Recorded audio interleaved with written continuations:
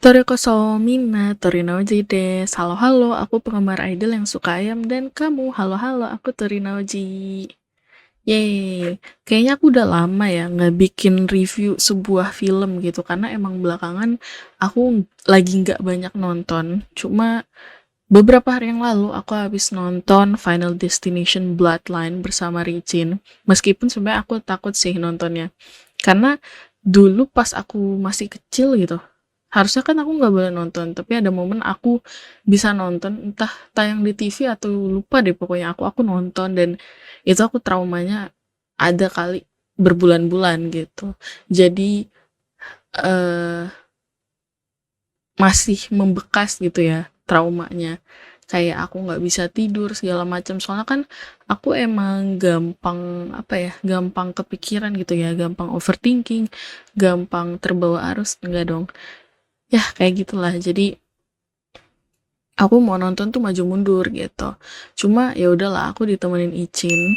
Jadi aku ngajak dia nonton bareng gitu kan di salah satu mall. Jadi ya udah kita ketemu. Cuma kemarin tuh pas kita nontonnya, Ricinnya tuh datangnya telat. Udah bukan agak telat ya, tapi telat gitu. Jadi aku awalnya nonton sendiri dulu gitu kan, baru pas mungkin 1 jam setelah film tayang itu Ricin baru datang. Aku kayak sebenarnya sih ya yang bikin aku stres karena aku nonton sendiri gitu, meskipun ada penonton lain ya di belakang, di kanan kiri aku gitu. Nggak di kanan banget sih, karena kan emang samping aku harusnya Ricin ya, jadi kosong, terus baru ada orang lagi gitu kan di sisi sana. Tapi so far dibanding semua franchise Final Destination, menurut gue yang Bloodline ini paling oke sih dari segi cerita. Kenapa? Karena daripada sekedar fokus di ciri khasnya Final Destination, yaitu orang-orang yang matinya menyeramkan gitu ya, dia lebih fokus ke ceritanya, meskipun emang beberapa juga kematiannya masih seram gitu.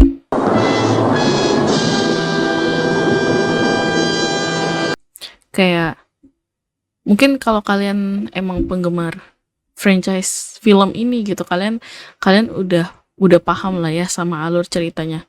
BTW mungkin video ini akan mengandung spoiler, jadi buat yang nggak mau spoiler silahkan bisa nonton sendiri atau mungkin cek review film orang lain, terserah.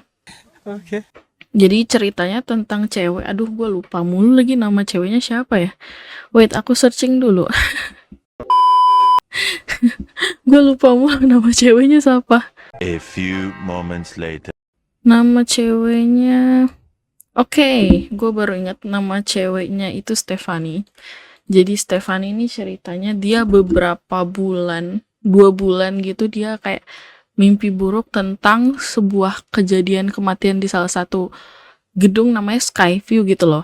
Kayak mungkin kalau kalian lihat trailernya itu ada gedung tinggi, tiba-tiba ada kecelakaan besar. Nah, dia tuh ngerasa ini tuh kayak terlalu nyata gitu ya. Terus dia sadar kalau si orang yang ada di gedung itu adalah neneknya gitu. Death is coming for our family. Karena namanya sama dengan nama neneknya dari pihak ibu gitu kan. Jadi dia pokoknya sadar lah kalau kejadian itu ternyata nyata. Dan kenapa namanya Bloodline, karena kan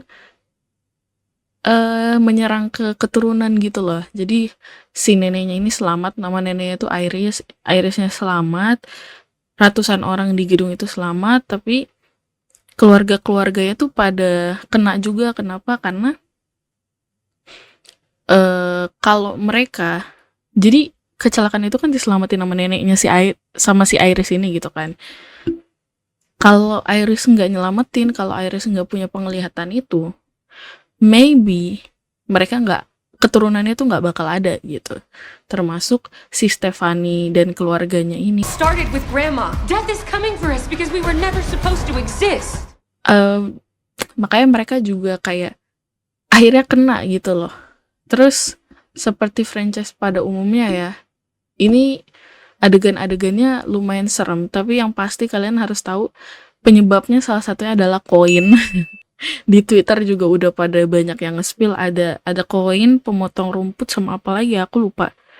Ya pokoknya paling utama dan masalah utama adalah si koin. Terus nanti dijelasin tentang si karakter yang selalu ada di film, enggak selalu sih, cuma kayak beberapa kali. Siapa ya namanya? Bloodworth? Oh, William Bloodworth yang beberapa kali ada di franchise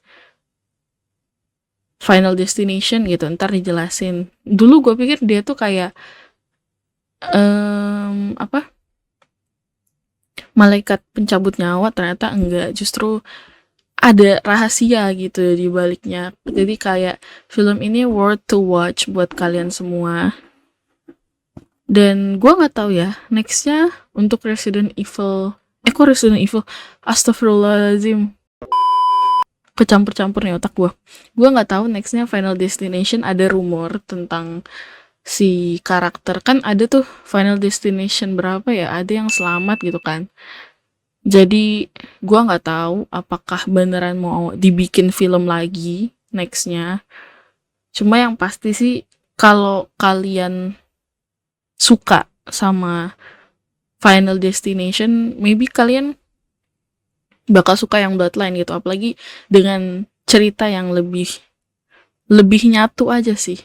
Mungkin emang kematiannya nggak separah, parah juga sih, maksud aku kayak kematiannya tuh nggak ada yang se-memorable gelondong kayu truk atau se-memorable pesawat atau roller coaster gitu-gitu ya. Tapi kematiannya tetap pada sadis gitu. Dan gua nggak mau spoiler endingnya gimana. Tapi pokoknya film ini oke banget sih buat kalian tonton. Dan kalian jadi tahu, oh ternyata awal mulanya begini. Ternyata William Bloodworth itu siapa. Tapi yang paling gua kaget adalah tentang si William Bloodworth sih. That's why aku jelasin ke kalian. Karena dulu gua ngiranya dia tuh kayak rim gripper gitu loh. Ternyata enggak. Ya itu doang yang bisa aku spoiler ke kalian. Filmnya juga masih ada di bioskop. Bisa kalian coba ya tonton. Kalau dari Tori sih filmnya trauma per 10. Dan kalau bisa sih kalian jangan nonton sendiri ya. Kalian harus usahakan nonton bersama teman. Karena lebih seru nonton kayak beginian bersama teman, oke? Thank you guys. See you on the next review. Sorry ya, reviewnya nggak jelas, tapi ini review aku pribadi. Ratingnya trauma per 10.